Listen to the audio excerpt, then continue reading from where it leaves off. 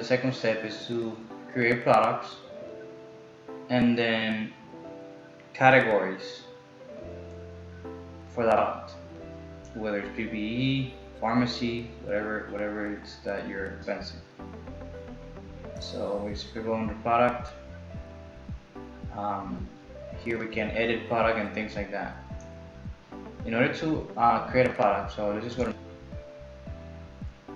you come to management and then you hit products. Under this tab is where you can start creating new product. So let's just go with an example. Description. Test PPE 1. Enabled by department. So if you want to enable by department, you will need to have already created departments like warehouse, managers, depending on the department, if it's doctors or anything else. So let's say yes or no, whichever one you prefer. If you select no, basically anybody can dispense the item. Select yes, then obviously you will have to put this product under a specific department. And if for any reason somebody else comes in from a different department that they're not allowed to, it won't allow them to dispense this item. So let's just say no for now. Family, here's where you have your category. So in this case, we just create PPE, and then the code, whichever the code of the item is. In this case, we're just gonna hit 100. See if it allows us. Click OK. And there you have created your items.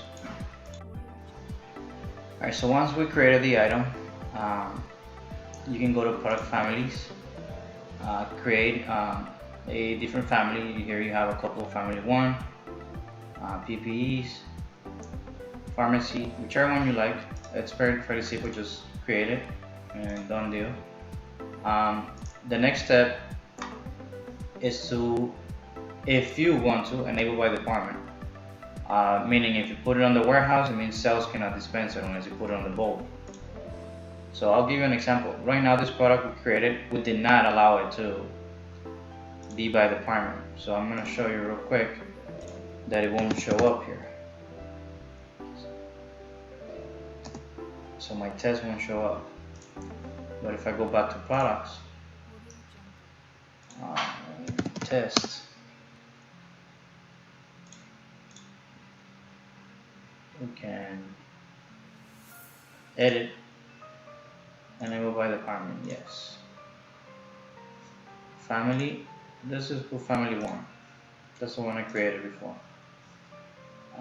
And then departments, let's go to warehouse,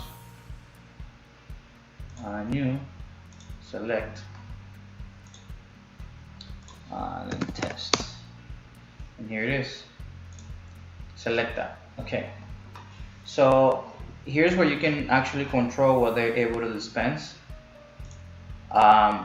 So let's say there's something very useful or crucial for the environment that they're in, like gloves, meaning. So let's say they need gloves, at least 1 pair every day. So what you would do is you put amount of items they can dispense, and then you have a period, like days. So you can do 1 pair of items every day. So you just hit 1. If it's something more of a, let's say, I don't know, a USB.